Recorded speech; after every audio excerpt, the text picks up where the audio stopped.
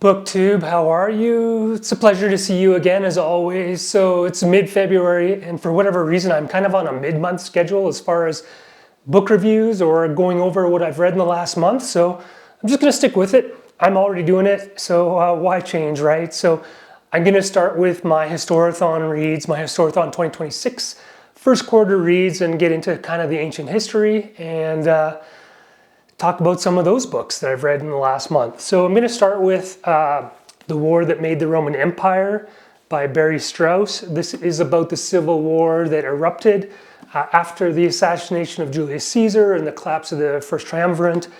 It's really about Antony and Cleopatra on one side, Marcus Antony and Cleopatra on one side, I should say, and Octavian on the other, and then, Agrippa as well, I guess. And it's sort of the book kind of builds up into that ultimate battle of Actium, like one of the great sea battles of the ancient world. This involved, I think it was 600 ships and 200,000 men. It was fought at sea as Marcus Antony and Cleopatra's fleets tried to make their escape from Actium. It's an awesome book. Strauss is a great writer. He's got a ton of books on sort of ancient naval battles like Salamis and then other Roman history books. Many of you have probably read at least some of his books, if not all, if you're lucky.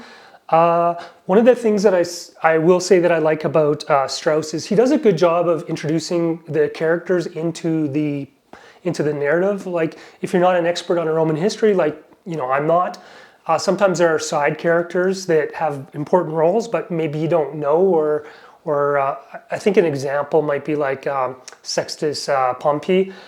He was a sort of a rogue admiral that commanded a fleet that was tacking up and down the coast. He just does a good job of weaving in all the component parts. I thought this was a fantastic book, and I really enjoyed it. Glad I read it. It was a fantastic book. Awesome cover too. I think I mentioned that before, but it was a super good book. And I should say that this is a Simon & Schuster edition or a Simon & Schuster book. So, great read. Moving on, a book on Nero, actually. It's called Nero, Matricide, Music, and Murder in Imperial Rome. And this one is by Anthony Everett and Roddy Ashworth. Everett, you've probably seen before in other books that he's written. Again, he's one of those writers that's written extensively on the Roman Empire. What can I say about this one? Like, if you're sort of done with general, or not done with, but you've read general overviews, whether that's of the Roman Republic, the decline and fall of the Republic, or the Imperial period, Byzantium maybe, and you want to start getting into specific, events like certain battles, like Actium, or certain emperors or whatever, then Nero is a great place to start because Nero is one of those figures that's like commonly referred to even today, fiddling while Rome burns. And so this one was really interesting. This covers his birth and his mother Agrippina's kind of political maneuverings to ensure that he would become emperor. And, the authors try to position that as a fairly scarring thing. I'm not sure if I totally buy that, but then they cover his rule, his period of rule, and then also his death at the end. And I don't know if they try to rehabilitate Nero as much as maybe take a more neutral approach and look at some of the good things he actually did and some of the bad things.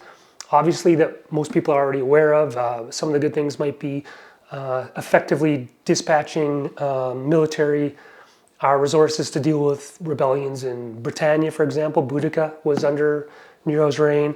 Also the start of the Jewish revolt that was put down. And then he also obviously building certain, architectural, building out the city, stuff like that. And pursuing the arts, of course. He was huge into the arts, acting, music. And so he really encouraged that in a way that wasn't all bad. Anyway, I don't know if you'll agree that Nero was a good emperor or a bad emperor, but this is at least one book if you want to take that investigation a little further. Not as well written as maybe some of the other books, but nevertheless, it was good. I also think I have a little bit of a complaint that there's a lot of sort of maybe non-necessary details about the sexual goings on in the period. Some of it seemed a little gratuitous to the narrative, but whatever. That's just my opinion. Nero by Everett and Ashworth. The Julio-Claudians are an interesting dynasty. And he was the last. Moving on to the next book, Alexander at the End of the World: The Forgotten Final Years of Alexander the Great by Rachel Kusser. This book is a Mariner publication. I really enjoyed this one. This is maybe a little bit drier, like a little less narratively compelling as some of the other reads that I've read recently. But if you've watched my channel at all, you know that I slant toward the popular history, the narrative history. So maybe this one is a bit drier, still compelling, still a fantastic book. This book is primarily about the period of time where Alexander has already conquered the Persian Empire. He's dealing with putting out fires, rebellions. He's trying to bring in the Persians into his administration so that he can actually effectively rule such a large space. He's trying to integrate Persian imperial culture with Macedonian culture, all of that stuff. Additionally, he's also pushing east further into India and the conflict with some of the the kingdoms that existed in India at the time. I should say the Indian subcontinent or the South Asian subcontinent, because there really was no India back then. It was mostly, like most parts of the world, it was, various independent kingdoms that had their own specific relations and issues. And so he dealt with those. So, and then his return back after basically his soldiers were basically not having any more patience with his continual search to reach the end of the world. And then when they get back and then it covers the return to the Near East, Mediterranean world, where he's now closer to his death and some of the things that happened then. So not so much about his early years or his conquest of Persia, but more after that. So if you've already read a bit about Alexander, then this might be a good book to read. Maybe not the best book to start with. I would probably recommend doing something that's a little bit more cradle to grave. But this was a fantastic book. I enjoyed it, and I definitely do recommend this one. It was quite good. So that's kind of the end of my Historathon reads, and then I read a couple of more recent books. The first one that I'm going to talk about is Dead Wake, The Last Crossing of the Lusitania by Erik. Larson. I think everybody knows Erik Larson. This is a fantastic book. This is about the trip, sort of the voyage, the last voyage of the Lusitania as it left from New York, I think it was, and was supposed to go to England, and it was during the war, and I think the destination port was Liverpool, if I'm not mistaken.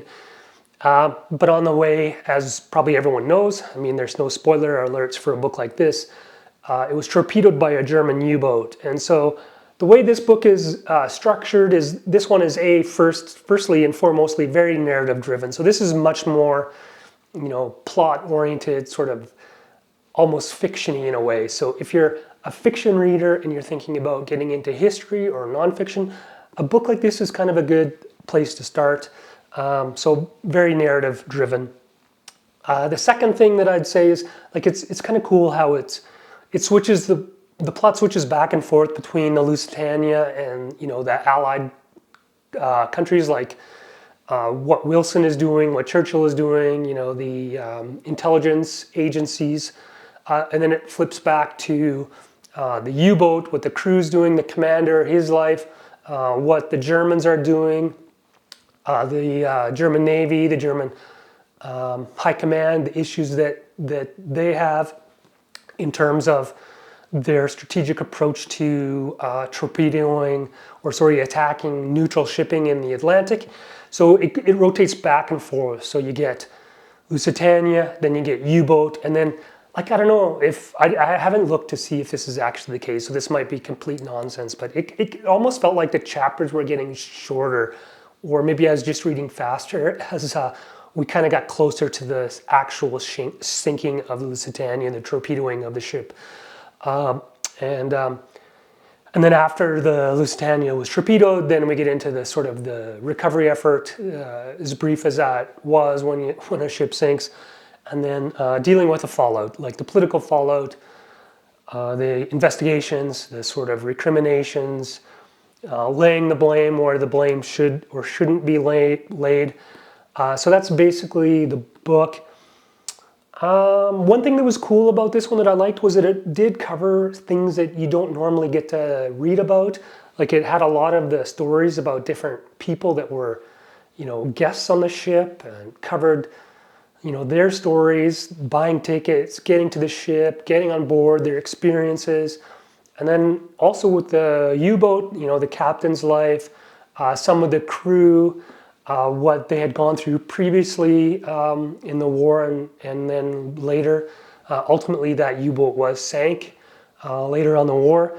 And so it was nice to have a little bit of story about some of the smaller actors, or the less significant actors.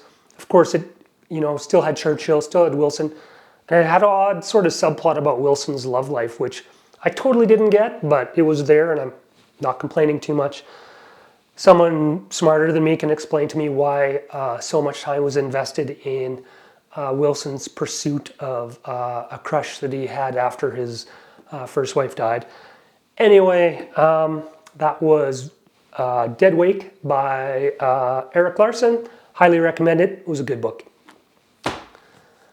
And the fifth and final book that I'm going to read, that I already read, and I already did a full review on this one. My last video was a review of Endurance.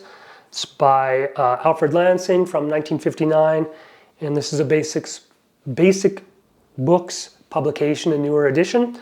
And love this book. It's all about Ernest Shackleton's attempted expedition to hike overland across the Antarctica, I should say, over the landmass to the other side. Part of the big race to, win accolades as a polar explorer. And this one was intense. This one was absolutely wild. After the ship got locked in the ice in the Weddell Sea, it was just nonstop. Even though it was 3 years essentially before they were able to escape, and all of them made it, despite all the hardship, despite all the suffering, despite the fact that they probably should have died 100 times. So it was a fantastic book. Highly recommend this one. And if you're interested in it further, then obviously check out my previous video on this one. I'll put a link into it in the description below, or the show notes below. And this one, yeah, Endurance. All right, hope you enjoyed this one, and hope you're getting a lot of good reads in, turning a lot of pages, and having a great week. All the best, and we will see you on the next one. Take care.